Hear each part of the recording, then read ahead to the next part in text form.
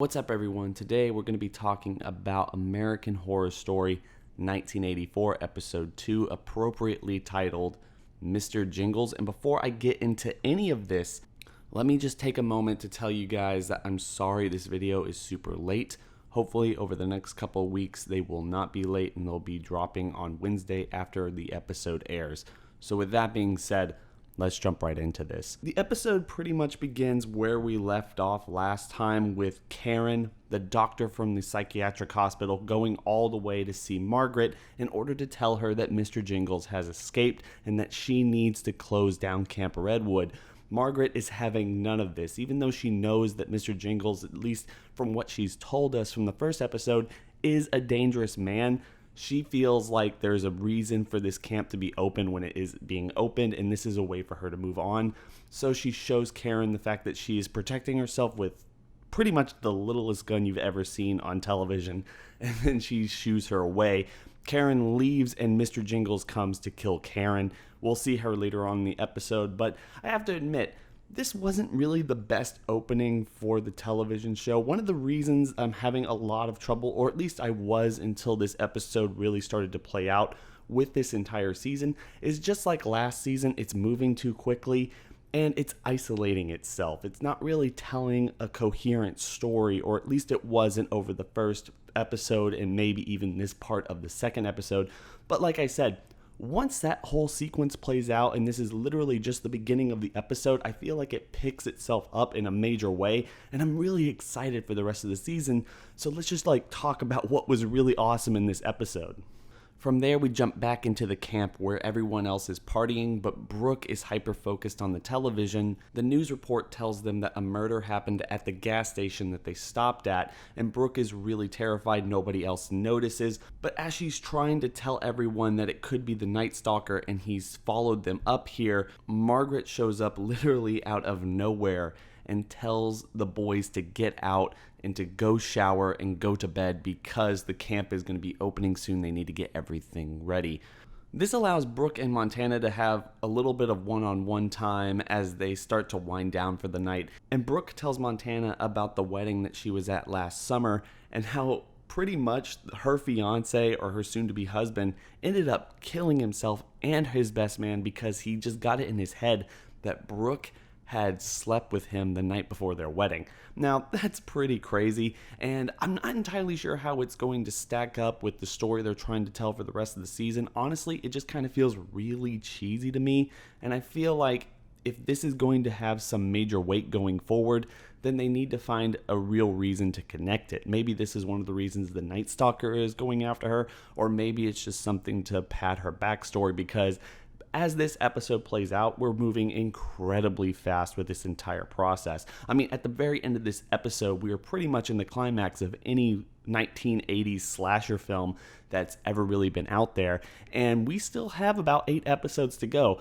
So maybe they're just trying to push these backstories and all of these connections and all of this content to the foreground as soon as possible, because they really want to shake this up, kind of like what they did last season, where the first 3 episodes were one thing, where the next 6 or so episodes are a completely different thing until we're getting back to the climax. I really hope they don't do that, but I mean, they did it last season, so maybe this is what they're trying to do. So they're giving us a reason to know who Brooke is, why she's afraid at night, and what she fears most about the world around her. The fact that all this bad stuff happens specifically to her, and she can't really escape it. So I didn't really like that part either, but I understand why they're doing it, and given what American Horror Story has done as of late with the last couple seasons, I can imagine them trying their best to put as much story forward so they can take some time later on in the season to tell a much broader story, or something not inherently connected to Mr. Jingles or the Night Stalker, or maybe even Camp Redwood, and tell something really unexpected. And that's one of the reasons I'm really enjoying this season now, because I didn't really think we were going to get here so fast. I thought we were going to be building up to this for a really long time, but now it really looks like maybe this is only going to be the first 3, 4, or 5 episodes, given the episode titles over the next couple of episodes, and then we're going to jump into a completely different, maybe even remix of the entire story that we've seen thus far. They've done this before. That would be exciting, and I think it would keep everything super fresh. Anyway, once Brooke is done telling Montana her story, Montana, even though she kind of said this in the first episode, like she doesn't have any lesbian qualities, she did go out to make out with Brooke, so maybe there's something there. Maybe she's holding something back and she's not willing to say what she is or who she is or what her preferences are one way or another. But maybe that's just for laughs. Maybe it's just kind of showing just how adventurous her character is and really giving her that slutty girl personality in a slasher film that everyone really knows or expects is going to be killed off sometime down the line. Personally, I hope they don't do that. Billie Lourd is one of my favorite actors on American Horror Story, and having her survive this entire ordeal despite her character, I would like that. From there, we jump back into the story with the boys as they all go to take a shower. Xavier forgets his towel because he's kind of a rich, preppy boy. He goes out of his way to get his beach towel, and then he's picked up by this mysterious guy that we haven't met before. Lo and behold, Xavier, in order to try to make it, that's air quotes, make it, as a star, a celebrity, just a general actor, he's been in a gay porn movie. I mean, this is an 80s movie and it's American Horror Story. It's kind of funny the way they played it out, and I'm happy that they did that because it did lead to one of the most satisfying kills that we saw on the episode. One of the only kills that we've seen thus far. But anyway, this guy has picked him up. He wants him to be in the next movie. He feels like he's going to own him, and Xavier's only going to be doing this for the foreseeable future or his entire career. He's going to be a star, but just not the way that he really wanted to. Of course, Xavier has different plans, and he tells him about Trevor, who has, the qualities of being a good gay porn star, and that is what kind of leads to the kill as this guy goes and looks through a hole during the shower scene, and he is mesmerized to the point where Xavier is allowed to leave, and Mr. Jingles goes and takes him out. To me, and as I usually say, a lot of people don't like this, but American Horror Story, as much as it is supposed to be creepy, it's also supposed to be a little bit funny, kind of on the nose. This is something to kind of laugh at. This guy gets what he deserves, and that's what this was in this episode, at least to me.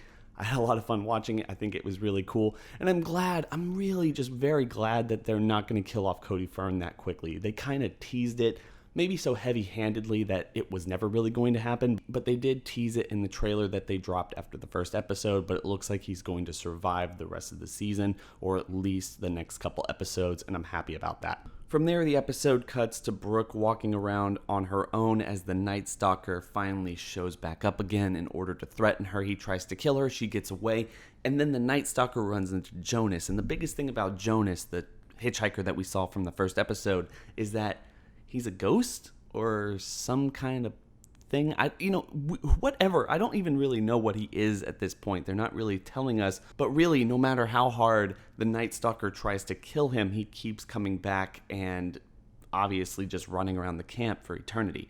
He's from the 1970s. He's from that original killing. And that really leads into what I think is the biggest thing about the entire episode. The fact that the Night Stalker runs into Margaret. He doesn't kill her, and they have kind of a heart-to-heart as she tells him that the only way he can really save his soul with God or whatever is to kill Mr. Jingles, and he's the perfect person to do it. God has made them so that God has set this up so they can meet, and that she can tell him to do this, and he needs to go out and do it. But then later on, she does meet Jonas, and she realizes that, yes, he is from the 1970s, and she asks him, what do you remember about that night when you died? And he has this flashback where we see Margaret, and he's like, you were the last person that I remember seeing, and yada, yada, yada. And to me, and I'm sure almost everybody else listening to this at this point, Mr. Jingles was not guilty of any of this, was he? Maybe he was a guy who was working at the camp, maybe he was the handyman at the camp at that point, and they pinned all of this on him, but Margaret's probably the killer, right, from 1970s, and now she's doing this again because it's a ritual thing, maybe it's connected to Satan. This whole dialogue between her and the Night Stalker saying that God's son, Jesus, his other son, the one he cast out, and just this back and forth between them, and all of the dialogue that's been thrown out by the Night Stalker and all the dialogue that's been thrown out by Margaret over the last 2 episodes really seems to go hand in hand, even though they're kind of on the different spectrum. Maybe that's the entire point between their relationship and the murderous tendencies that they have. If she is Mr. Jingles, the person who killed everyone in 1970, and that's the big twist that we're getting to in the 3rd, 4th, or 5th episode, I'm not entirely sure. I wouldn't be surprised, and I think that would make a whole lot of sense. In the meantime, we get to see Mr. Jingles coming up against Rita. She runs away, she gets away, and the kids realize that there's 2 murderers on the campgrounds, and they need to all get out of there. Of course, by the end of the entire episode, there's 2 groups of the main characters, each having to face down one of the serial killers, and that's where they left it off. Like I said earlier, this is the climax of any slasher film, and yet we're 2 episodes into the season. We got there super quickly. So this is really what I was saying about the first episode, and even though I liked what I saw in this episode, and I'm really happy that they're pushing the story along really fast, is with the first episode, I felt like they were getting to the camp really fast. I felt like they were getting to the camp only to meander their way through the entire season before we got to this moment. But this episode and the way that it ends makes me realize that that's not the story they want to tell. I mean, unless this is going to draw out for like the next 8 or so episodes, I really don't see that happening. But they're trying to get to the inevitable conclusion of any slasher film out there so they can advance the story in a really interesting way or shake it up and explore the 1980s in some other way than just Camp Redwood. Or maybe even, okay, last thing in this video, and then I'm going to leave it up to you guys in the comments to tell me what you think about this, but just give me a second. What if they're not just doing the camp thing? What if they're going to take care of Mr. Jingles, take care of the Night Stalker? Because the Night Stalker, as I said in my previous review, he's from American Horror Story Hotel. We know he doesn't die here. He gets older, he lives beyond this, but what if he's going to be the main antagonist throughout all of this? Maybe Margaret is Mr. Jingles, and that's how that's set up. But the whole concept of Brooke being kind of this cipher of all this terrible stuff in her life. This is what happened last summer. This is what happened this summer. The next film is I Know What You Did Last Summer, where they get away from Camp Redwood, and it does kind of a time skip into the next summer. I know that, why would they call it 1984? I'm not entirely sure. Maybe they just cut a couple weeks and this is all the stuff that happens in that year. Because they're in the Olympic times. They're only in the summer. Maybe we get to the fall and then we get to the winter, and this is all this stuff that happens to her just in this year. But we go from, Friday the 13th camp to Haddonfield with Michael Myers type of concept, and then we get into the dream concept and all this other stuff that was very popular in the 1980s, and they can explore all of these different slasher films instead of just the camp concept. That would be really cool. Maybe that's why they're pushing it so quickly. Tell me what you think about that in the comment section below. Tell me what you think about the episode. I like the fact that they're moving quickly now that I know that it's not going to be the entire season at this camp. That's really what I have to say. Hope everyone's having a fantastic day. Don't forget to like, comment, and subscribe. Hit that bell over by the subscriber button to notify you every single time I upload. It's been real.